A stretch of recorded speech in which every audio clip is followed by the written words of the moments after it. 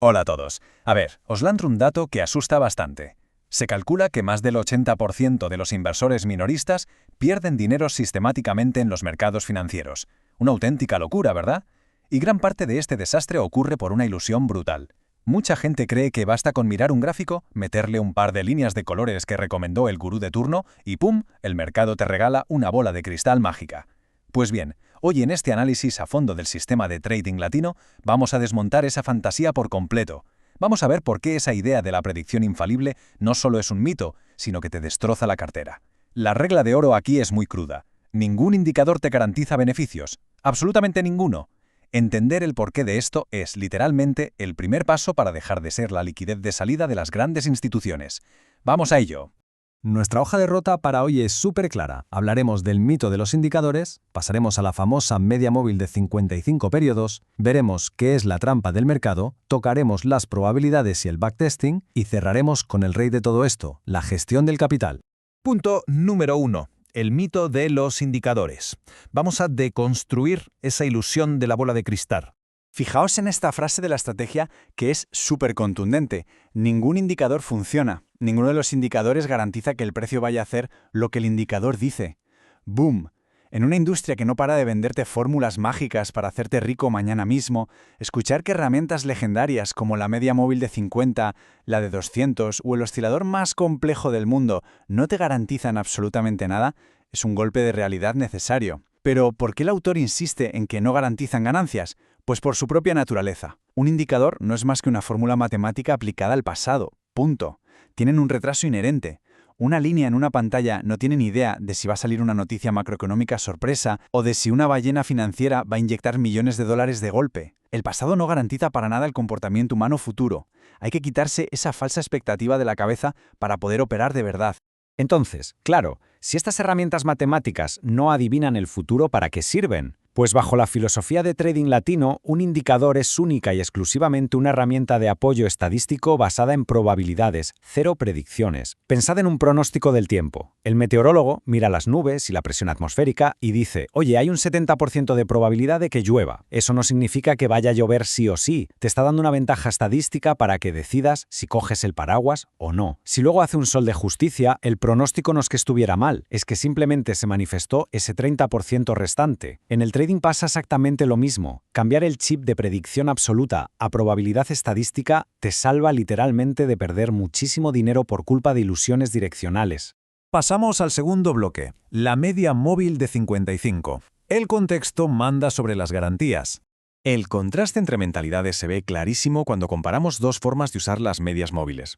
Por un lado, tenemos la visión típica del mercado. Ya sabéis, la gente que confía ciegamente en cruces famosos como el Golden Cross o el Death Cross y compra por puro pánico o euforia guiándose por las noticias del momento. Frente a eso, la estrategia que estamos analizando propone un enfoque totalmente distinto usando conjuntamente dos medias móviles, la de 10 y la de 55 periodos. Y la magia no está en la línea en sí, sino en cómo interactúan.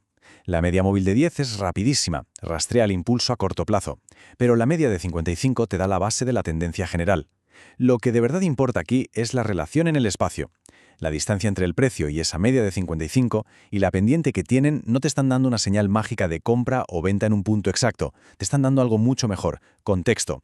Te pintan un mapa visual de la fuerza del mercado para que sepas dónde estás pisando. Es el contexto reinando por encima de las señales a ciegas. Llegamos al punto 3. La trampa del mercado. Esa zona de peligro que aniquila cuentas enteras. Si no comprendes el contexto del que acabamos de hablar, caes de cabeza en la trampa del mercado. Esto pasa todos los días, sobre todo en gráficos de 1 y 4 horas, y siempre acaba en tragedia. Imaginad la anatomía de esta trampa. El precio del activo da un rebote alcista. De repente ves una vela verde enorme. La euforía se apodera de los novatos que piensan «¡Nos vamos a la luna! ¡Cambio de tendencia!», pero ignoran el contexto técnico. Ese rebote lleva el precio a chocar directamente contra la media de 55. Y si te fijas fríamente, esa media tiene una pendiente claramente negativa. Apunta directo al precipicio. Para rematar, hay una ausencia absoluta de volumen. Cero fuerza de mercado. Es un rebote totalmente vacío, un espejismo en toda regla. Ciego ante los datos, el inversor minorista entra equivocadamente en posiciones largas creyendo que compra el suelo. Y justo ahí, en el peor momento posible, la trampa se cierra de golpe. El autor original utiliza un término sin ningún tipo de filtro para describir lo que ocurre a continuación. Te joden. Así de claro. Suena áspero, ya lo sé, pero el mercado financiero no tiene compasión. Le da exactamente igual si necesitas urgentemente esas ganancias para pagar el alquiler a fin de mes. Comprar justo cuando el precio choca contra una pendiente negativa y hacerlo sin nada de volumen de respaldo. A ver, es un suicidio financiero de manual. El precio inevitablemente se da la vuelta, retoma su caída y los algoritmos liquidan sin piedad las posiciones de los novatos.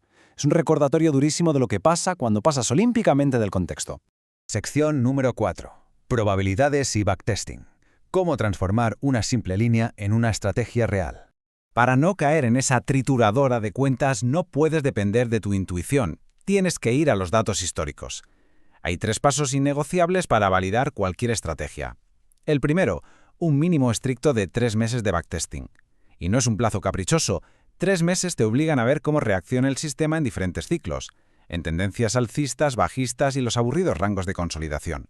Segundo paso, confirmar una tasa de acierto matemática real sobre ese historial.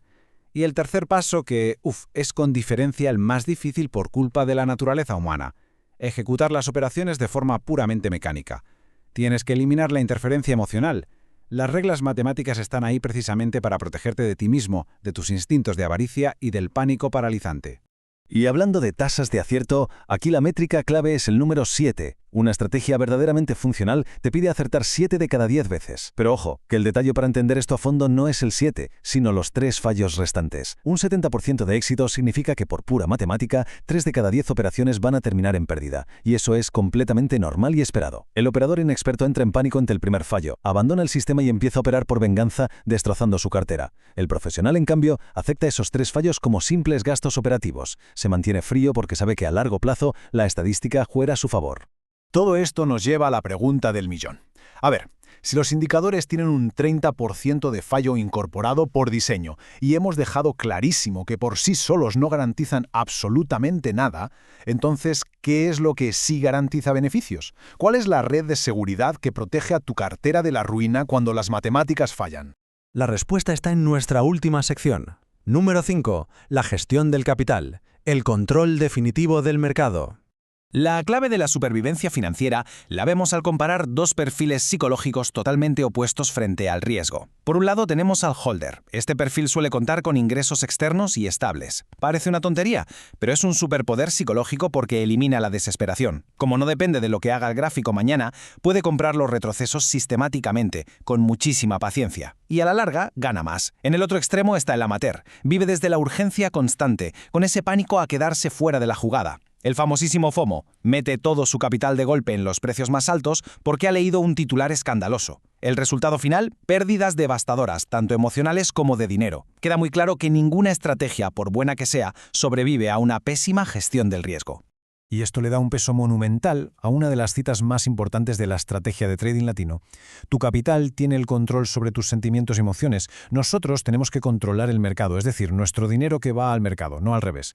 Si inviertes el 100% de tu liquidez en una sola operación, eliminas tu arma más poderosa. La capacidad de maniobrar. Quedarte atrapado en lo alto de una vela verde no es culpa del indicador o del activo, es un desastre puramente tuyo en la asignación de capital. Sin liquidez de reserva es imposible promediar a la baja si la cosa se tuerce. Quien entra con todo de golpe se rinde voluntariamente y queda a merced del caos de los precios. Así que, después de deconstruir la ilusión de los indicadores mágicos, de ver la crudeza de las trampas bajistas y de entender la supremacía de la liquidez, la pregunta definitiva que queda en el aire es esta. ¿Controlas de verdad el capital que introduces o es el mercado el que está controlando implacablemente tus emociones? Quienes logran dominar la gestión estricta de su capital acaban dominando el gráfico y prosperan. Quienes no, sencillamente son devorados por el sistema. Una reflexión indispensable para sobrevivir en este entorno. Pensadlo bien.